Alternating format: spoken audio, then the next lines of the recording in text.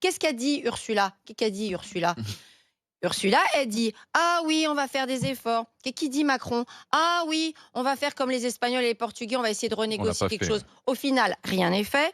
Ils ont annoncé, von der Leyen, là, elle vient d'annoncer en 2023 une prétendue réforme. Mais la réalité, quand vous regardez ce que c'est la politique d'Ursula von der Leyen, c'est une passion pour les énergies fossiles.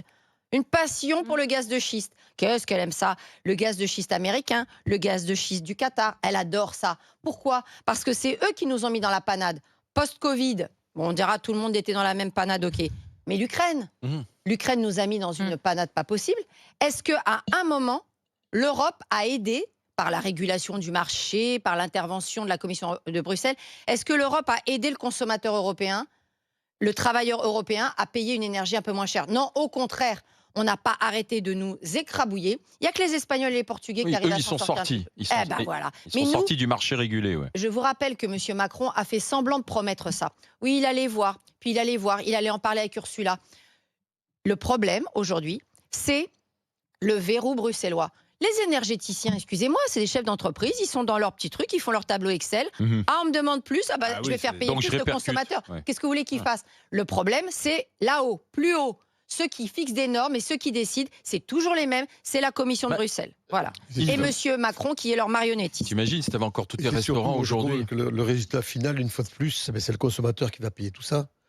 Et les PME, parce qu'on parle, certes, ça va coûter plus cher à la pompe, à l'essence au consommateur, mais à la sortie, toutes les PME, entre le gaz, l'électricité et la baguette, les boulangers, bah, ils vont être obligés d'ajuster leur prix pour être rentables. Et une fois de plus, Ou pas?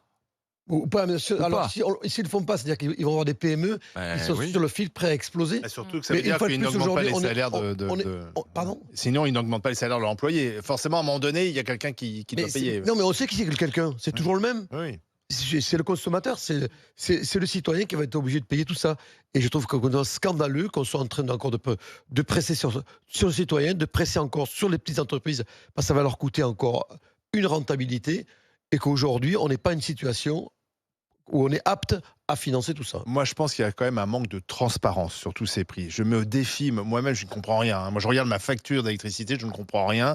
Je vois bien que EDF essaie de m'expliquer, mais c'est pas clair. Je trouve que c'est pas. Alors, le prix pour l'essence, on sait que majoritairement, on paye des taxes. Hein. Si Ouais. on devait payer le vrai prix de l'essence, ça serait beaucoup moins. On paye essentiellement des taxes.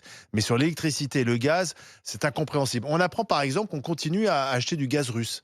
En cachette, hein, parce qu'on ne le dit pas, parce qu'on n'a pas les moyens de faire autrement. Parce qu'on est quand même, on était très dépendant, Parce qu'on est dépendant. du gaz russe. On a un petit problème avec l'Algérie en ce moment, donc c'est plus compliqué d'avoir du gaz algérien. Mais ça, on ne le dit pas. Je trouve qu'il y a, alors on est là, oui, l'Ukraine, etc. Mais enfin, derrière, on achète du gaz aussi russe. Le gaz de Donc schiste on qui est fournit. le plus polluant. Finalement, Ah oui, non, mais enfin, Finalement, c'est ça.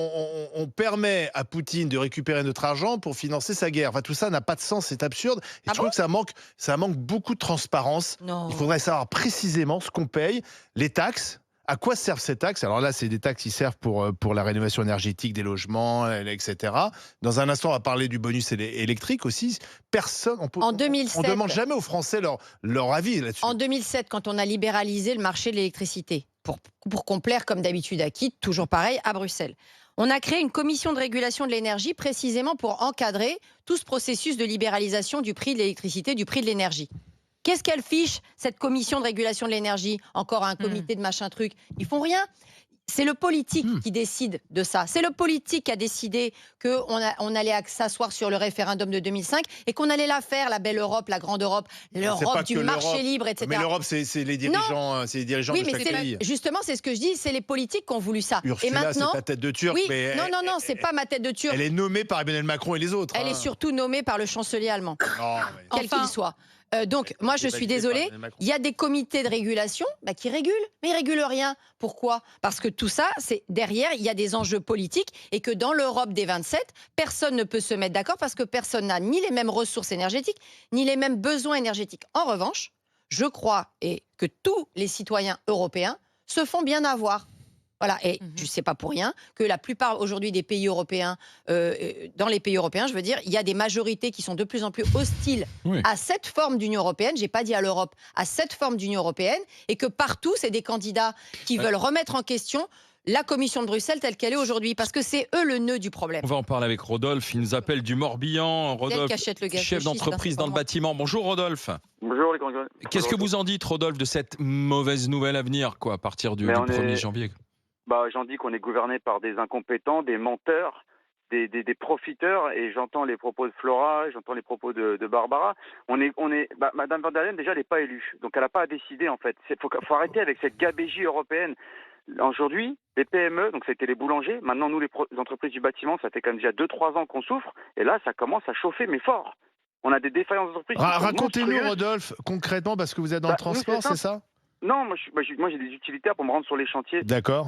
Et on met 200 € par camion. Ouais. Moi j'en ai par semaine, chaque semaine par semaine, donc ça fait 1600. Au bas mot, 1500, 1600, mais le problème c'est qu'à un moment donné, ces prix, on les répercute sur les prix. C'est-à-dire que quand on facture, on fait des devis, on facture un prix de pause au mètre carré, etc. Mais dedans, il y a le prix, il y a le prix de la main-d'œuvre, il y a le prix du camion, il y a le prix de toutes les charges fixes qu'on dissipe dedans, si vous voulez. Mais à la fin, le client, c'est toujours le client qui paye, c'est toujours le consommateur. On peut plus, on n'y arrive plus. Les gens, ils nous disent, on peut plus payer. Ils nous disent, les gens, attendez, on a un projet. C'est-à-dire que si vous répercutez, si vous voulez répercuter sur les clients, vous n'êtes plus compétitif, quoi, en fait, c'est ça. Le problème, c'est qu'à un moment donné, le client, qu'est-ce qu'il nous dit? Il dit, mon projet, je vais le reporter un peu plus tard parce qu'on ne sait pas trop à quelle sauce on va être mangé avec le gouvernement qu'on a, entre la taxe foncière, la hausse d'électricité, la hausse de tout. Il faut sortir du marché européen. Aujourd'hui, on subit l'Allemagne. L'Allemagne, elle n'a pas fait les réformes nécessaires avec leurs centrales à charbon.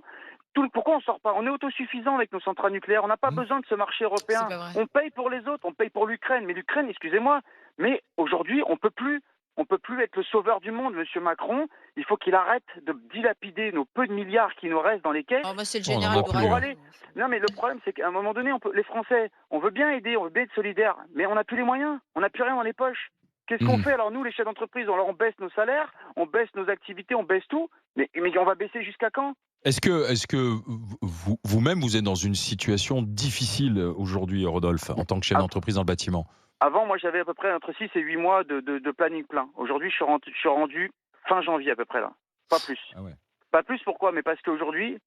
Visibilité à 2 mois, quoi, en fait. Voilà, mais lundi, j'ai encore une cliente qui me dit, écoutez, Rodolphe, moi, votre devis, il est très bien, mais on va essayer de le reporter à fin 2026 parce qu'on ne sait pas ce qui va être fait pour le budget.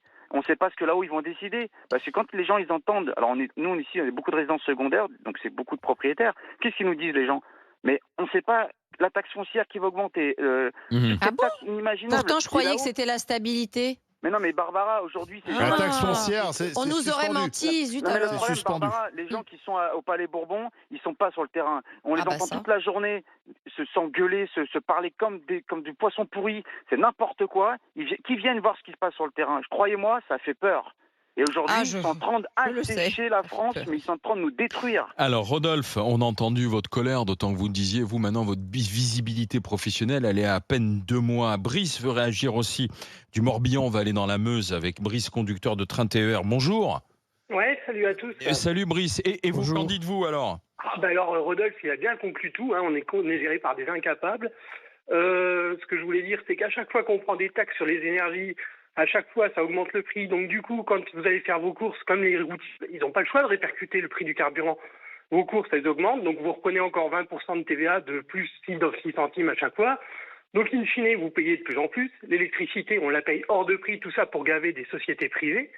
Si on sortait de ce marché européen-là, qui nous coûte finalement et qui ne nous rapporte rien, on aurait des entreprises qui seraient largement plus compétitives.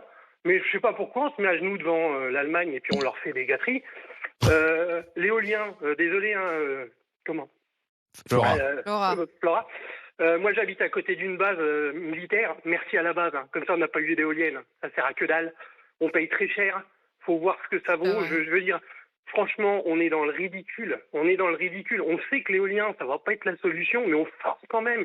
Et ça va nous coûter des milliards. Alors, on est sur le mix énergétique, c'est-à-dire un peu d'éolien, un peu de tout. Quoi, non, on n'est plus sur le mix énergétique. On mixe tout là-dessus. Et puis, on veut nous emmener vers des voitures électriques, mais c'est ubuesque. On va en parler dans un instant.